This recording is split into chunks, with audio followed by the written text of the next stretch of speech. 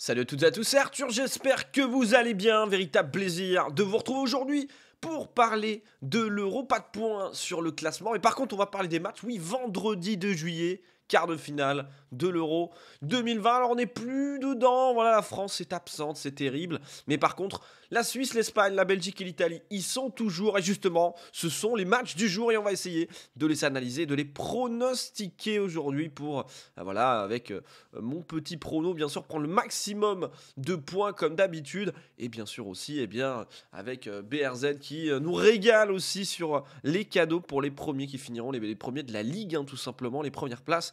Et ça se joue, il y a encore de la place pour tout le monde, il y a surtout plein de points à prendre. Suisse-Espagne à 18h, Belgique, Italie à 21h, un quart qui s'annonce monstrueux. Alors, Suisse-Espagne, les Suisses hein, qui nous ont tout simplement éliminés face à l'Espagne. Est-ce qu'ils pourront reproduire l'exploit? On sait que c'est très compliqué souvent après un exploit de continuer à performer, de continuer à voilà, se remettre dedans, à se dire qu'il faut repartir pour un nouvel exploit. Souvent, voilà, on se relâche un petit peu. Peut-être, voilà, on se dit aussi, on a éliminé les plus forts. Alors l'Espagne, c'est possible, c'est ce qu'ils vont certainement se dire.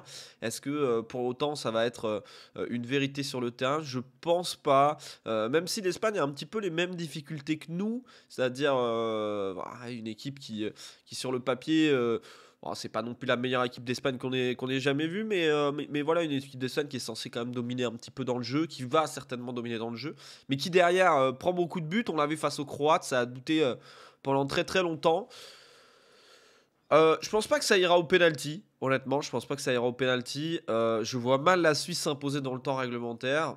S'il y a victoire, il peut y avoir une victoire dans les prolongations, ça c'est sûr que c'est pas exclu, mais je vois pas la Suisse passer là-dessus. Je les vois quand même marquer un ou deux buts, parce que l'Espagne c'est compliqué derrière, donc on va dire un but. Et je vois bien les Espagnols gagner 3 buts à 1 ou 3 buts à 2, hein, peut-être un match un petit peu plus serré, 3 buts à 2. Je vois quand même l'Espagne passer en demi-finale. La Suisse, même.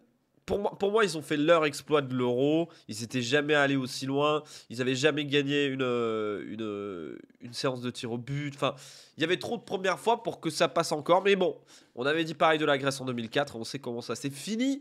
Donc, Suisse-Espagne, je vais quand même partir sur l'Espagne. Et ensuite, Belgique-Italie. La Belgique.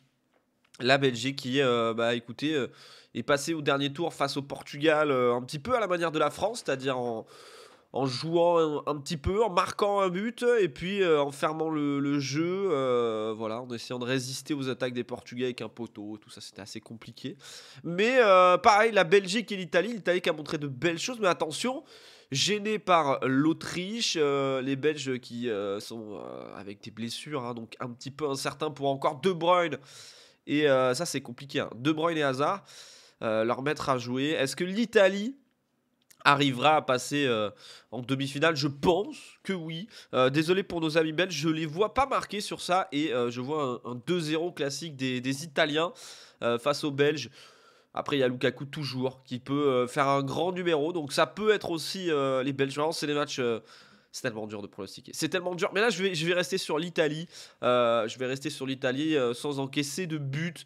Voilà, quand même, l'Italie qui avait démontré, peut-être qui a un petit peu stressé sur ce huitième de finale. Après, ses premiers matchs de poule. Donc, je vais rester là-dessus. 3-2 pour l'Espagne, 2-0 pour l'Italie. On se retrouve demain pour faire le point. Allez, ciao, ciao. Bon pronostic et surtout bon match de quart de finale de l'Euro 2020.